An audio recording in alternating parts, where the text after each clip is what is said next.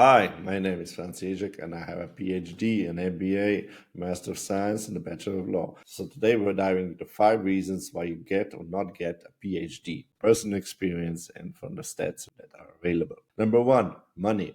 Everybody is talking about getting a PhD because of money. Is it really worth it? The answer is it kind of depends. The PhD is a costly thing. So if you get it really cheap or if it gets you an immense benefits, then probably yes. But if it's really costly and doesn't get you the value you wish for, or doesn't get you the value you're hoping for, or doesn't get you any value, then probably not. A PhD in the USA can be between $200,000 and $300,000. A PhD in Europe can cost you from zero, because there are grants that cover the tuition in full, or there can be some PhDs that cost you from 10 to 12,000 USD dollars, so around $15,000. So if you're calculating is it worth it or not, you should calculate what the average increase of your salary per year should be. So to make things simpler, you should look in the next 5 years. Looking at $300,000, will the salary, or potential increase of salary, be higher than 60,000? The increase should be 60,000 per year. So that's quite a challenge.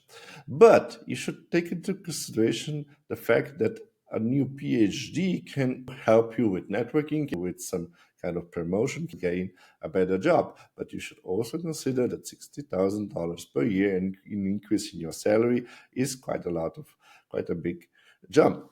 So is it worth it or not? That's for you to do the calculation.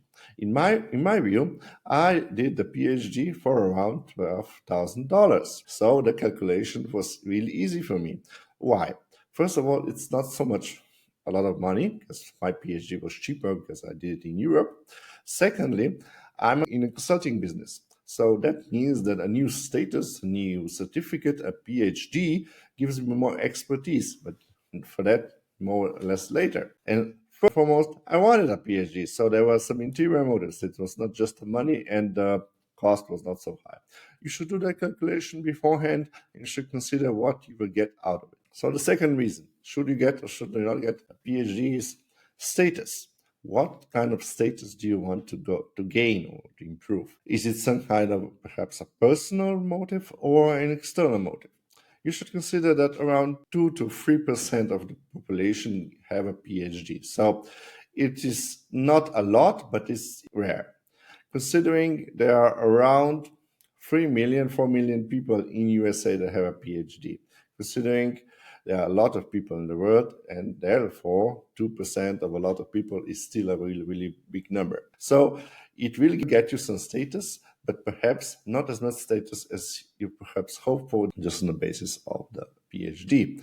What you should consider, however, is that PhD is a process. And with this process, there can be a lot of networking, a lot of other benefits that can perhaps make it worthwhile, especially if you combine the PhD and the status that you want to gain with other things.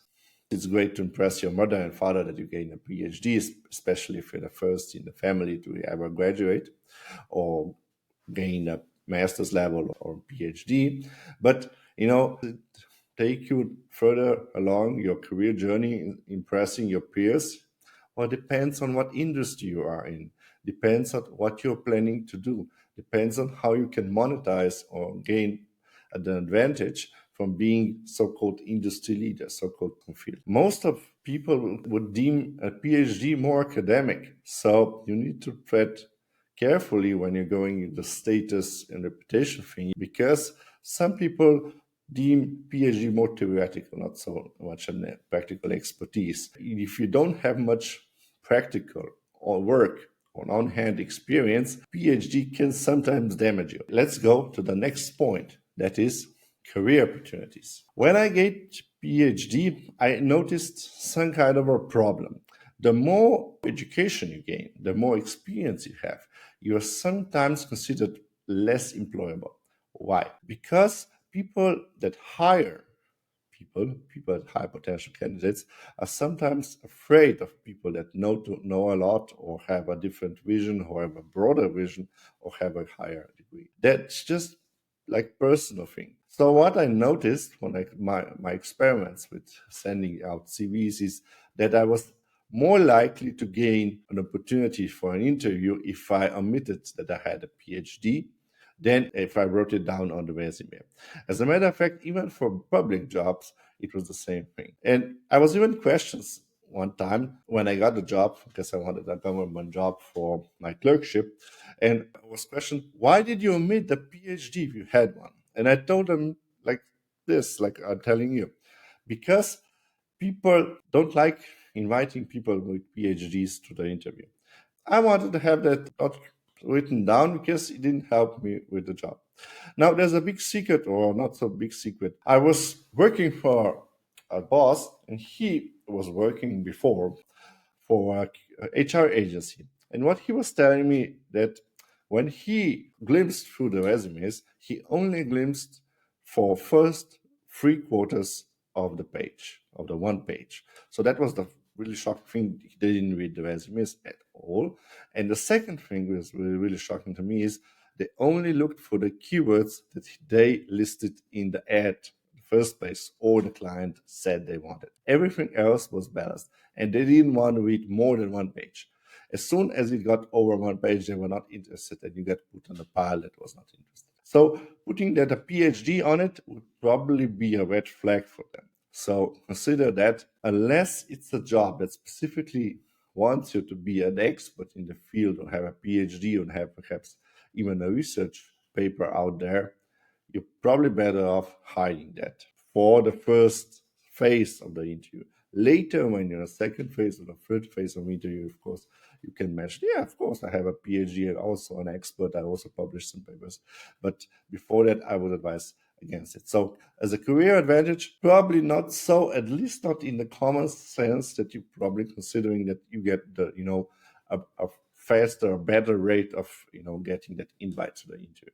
You can get, a better deal at your salary perhaps, but not, we're increasing your chances of getting the interview. So next thing, what are the motives? Is that something you should consider? I always wanted a PhD because I wanted to prove to others and myself that I can get it. So is that bad? No, it just means that you should consider it. What do you actually want? Are you going to be motivated to do it? I had some friends, colleagues, peers that wanted a PhD too, but they weren't as motivated because they weren't motivated to get it from early stages. For myself, I wanted a PhD and MBA from like middle school. So I knew I'm going to achieve it. I didn't know how. I didn't know what obstacles life would throw at me. That was another issue with PhDs, but I knew I would have it. I knew I would be motivated. I knew I wouldn't back out if life threw some obstacles at me. So, and last but not least, bonus tip, getting a PhD is a process. It's not an easy process. You should benefit from the process and you should also be a little bit scared or cautious about the process. It means you're kind of on your own most of the time, even you have a mentor, because usually this mentor has a lot of PhDs and they're not really helping along. They're perhaps, if they have time, if they don't, if they are really good, they're perhaps guiding you a little bit. In my case, I wasn't receiving much of a mentorship. I was, on my own most of the time. I had to consider how to do it, what plan to make, how to, even approach the thing. And then when I got handed in the first draft, of course, I got spit out. It was bad, but that doesn't matter. I knew what the process was. And I knew because I was fortunate to be a part of a PhD process of my sister, who has done that before me, 1 year before me. And I knew what the process was. And I was expecting that. So if you're the first time, you should consider that it's not going to be easy. And you shouldn't back down just because somebody's going to say that the stuff you wrote is bad, that you didn't do according to the academic level, that you didn't do enough, how to say, substantial claims, you didn't do the scientific research. They're just a lot of mumbo jumbo. That means you didn't do it according to the expectations that the PhD level requirements are set. So that just means work harder and correct it. Of course, that also means if you didn't have a plan in place how you research things, you're gonna have a lot of workers for you, because if you didn't plan and note how you did the research, you're gonna have problems citing. And citing is one of the major issues why your thesis or your first draft is gonna be rejected. First is perhaps grammar, because you wrote like a maniac and didn't get it lectured. And the second most common issue is you didn't cite according to the standards that were in place in your faculty, in your university, in your college. Because every college, every university, perhaps even every mentor has different views on how to cite things. And you should pay attention to that beforehand, perhaps even get some old thesis from the same mentor so you will see exactly how it was done when it was accepted. So that's last week for me. Should you do a PhD or shouldn't you is mostly up to you, of course, but you should do the calculation and the pros and cons carefully. So first you can decide properly. And second, if you decide to do it, because it's a lot of money and a lot of effort, a lot of steps, you know what to expect. You won't back down in the middle of the process.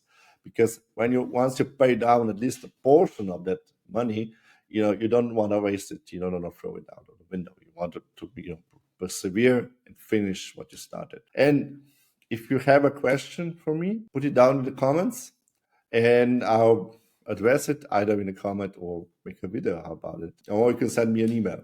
Like I said, I have some experience. I'm not going to say I'm an expert in PhDs, but I've seen my share of things.